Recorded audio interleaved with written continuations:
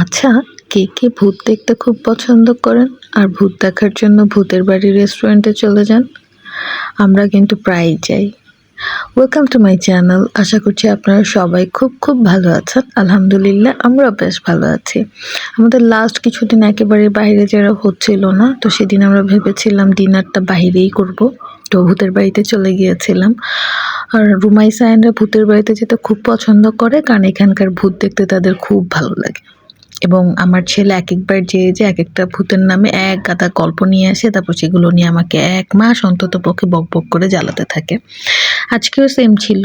আর আজকে আমি যেতে চাচ্ছিলাম না, তার রিজন ছিল রামিসা তো যখন ছোট ছিল তখন তো এই ভূত-টুত বুঝতো না। এবার ও কি করবে এটা নিয়ে আমি একটু টেনশনে ছিলাম।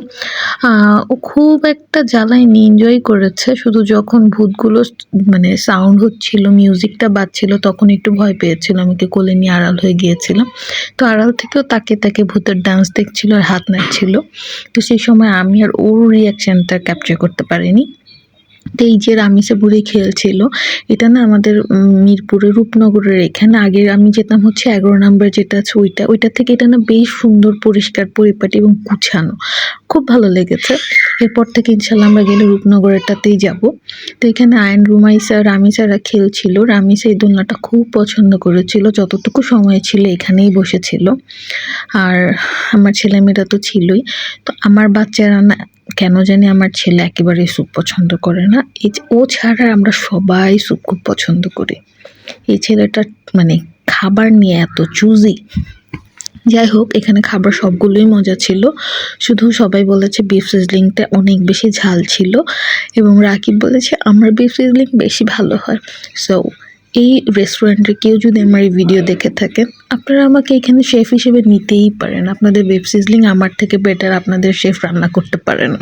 মজা করছিলাম। এই যে ভূত চলে এসেছে, এইখানে না একটা ভূত ছিল, সাদা ভূতটা। এই ভূতটা আয়নের সামনে এসে নাচছিল, এর জন্য আয়নের নাম দিয়েছে শাকচুন্নি ভূত। মানে কেন ওর সামনে এসেই শুধু নাচছিল, ও তো একটু রুমাইসাকেও জ্বালাতে পারতো, ওরকম ক্লিন ছিল এটা। এত ফানি। আমারও না এখানে যেতে এই কারণেই ভালো লাগে। একটু মানে এই জিনিসগুলো দেখতে কার না ভালো লাগবে বলুন? সাথে ফ্যামিলির সাথে একটা সুন্দর সময়ও কেটে গেল। সবাই ভালো থাকবেন, সুস্থ থাকবেন। আমাদের জন্য অবশ্যই খুব খুব করে দোয়া করবেন। রমজান তো চলছেই। রমজান মাসে সবাইকে সবাই মাফ করে দিবেন, আমাদের জন্য দোয়া করবেন। আমরা আপনাদের সবার জন্য দোয়া করব ইনশাল্লাহ। আল্লাহ হাফেজ।